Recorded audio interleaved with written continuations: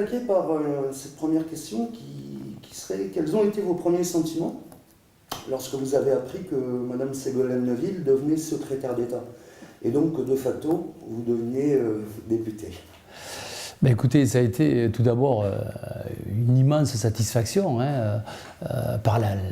par cette promotion pour Ségolène Neuville que je connais bien, vous en doutez, à ma qualité de suppléant. J'ai été à ses côtés pendant de nombreuses semaines, de nombreux mois. Et c'est vrai, connaissant ses compétences et sa volonté, j'ai été vraiment ravi qu'elle accède à cette belle promotion. Et puis dans un deuxième temps, je me suis dit, mais tiens, mais ça m'aspire moi aussi vers le haut.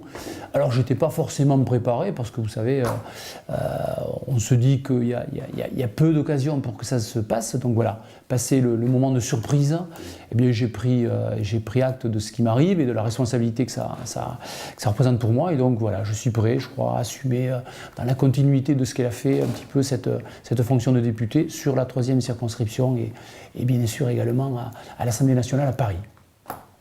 Alors, quel bilan vous tirez de l'action de Mme Neuville jusqu'à sa nomination?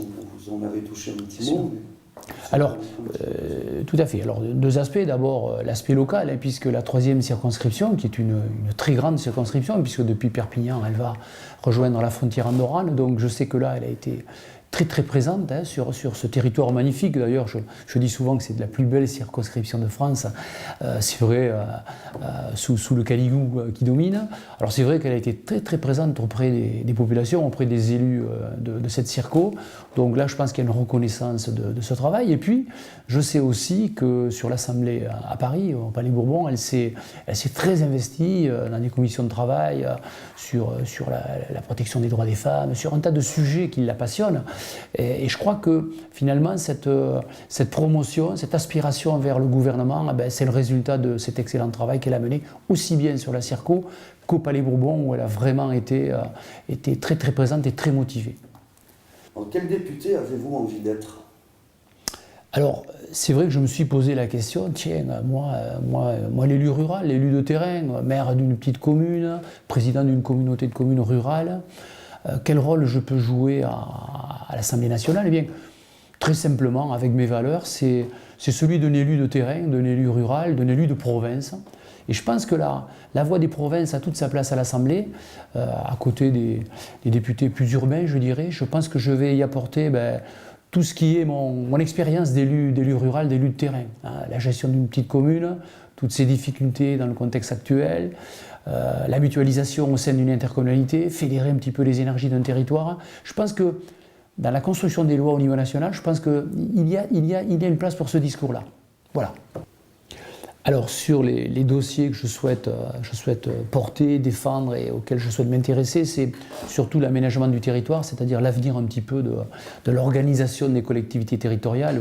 Vous imaginez que ma position de président d'intercommunalité fait que je suis très en phase avec ce que sera demain l'organisation des territoires.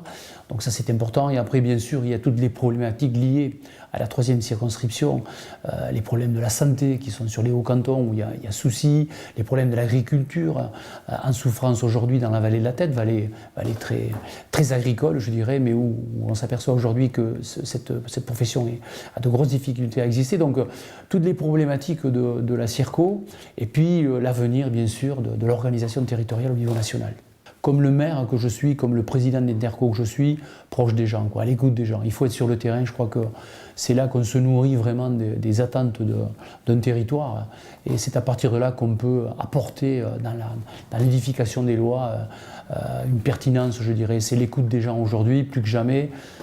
Vous savez, aujourd'hui, les gens ont une certaine défiance par rapport à la politique en général.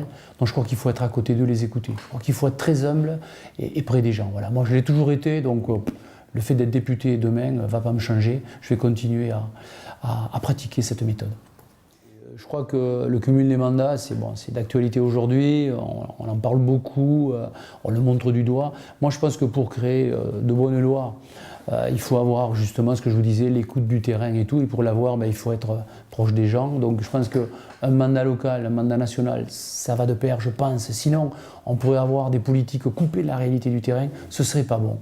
Voilà. Après, moi, je suis sur le cumul, vous savez, je suis, je dirais presque un apprenti cumulard, puisque je démarre, je ne suis pas encore installé député.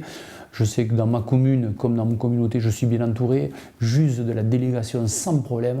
J'ai toujours eu un travail très consensuel, très proche de mes collègues, donc je ne suis pas gêné par ça. Et puis dans quelques mois, je ferai une analyse pour voir ce qu'il est peut-être souhaitable que je lâche et que je confie à d'autres. Mais je suis serein là-dessus, mais je pense que ma racine territoriale va être très importante pour ce que j'aurai à dire au Palais Bourbon. Écoutez, moi je suis bien entendu dans la mouvance politique actuelle, vous le savez, c'est un secret pour personne. Je pense qu'aujourd'hui il y a un mécontentement sur la politique menée, mais pour des raisons, je dirais, quasi inévitables, liées à des conjonctures qui sont difficiles. Je souhaite très vite que des résultats changent un petit peu cette perception des choses. Mais après, je pense que le programme proposé par François Hollande doit aboutir à des résultats. Je pense qu'il faut un peu de temps. Moi, je pense qu'il faut surtout aujourd'hui qu'on travaille, il faut aujourd'hui qu'on se parle, il faut qu'on évite de se montrer du doigt, les uns ou les autres. J'irai même au-delà des tendances politiques. Je crois que ça, à mon avis, l'avenir va être fait de partenariats. Il va falloir qu'on se parle les uns ou les autres, sinon peut-être on verra arriver des choses que personne ne souhaite. Et après, je vais vous dire très simplement, pour savoir où on veut aller, il faut surtout savoir d'où on vient. Moi, vous savez, je suis issu d'une famille d'exploitants agricoles. Je sais ce que c'est que construire pas à pas une politique. Donc je pense que les socialistes aujourd'hui ont les clés pour réussir. Il faut quand même qu'ils soient soudés, il faut travailler ensemble, il faut apporter. Et je crois que même au-delà d'un parti, il va falloir rassembler pour sortir le pays d'une crise difficile, certes. Les gens ne comprendraient pas qu'on se chamaille aujourd'hui. Et que bien entendu, on repousse les vrais problèmes à demain. Voilà, je crois que c'est ça. Ma méthode, elle est là, quoi. Voilà.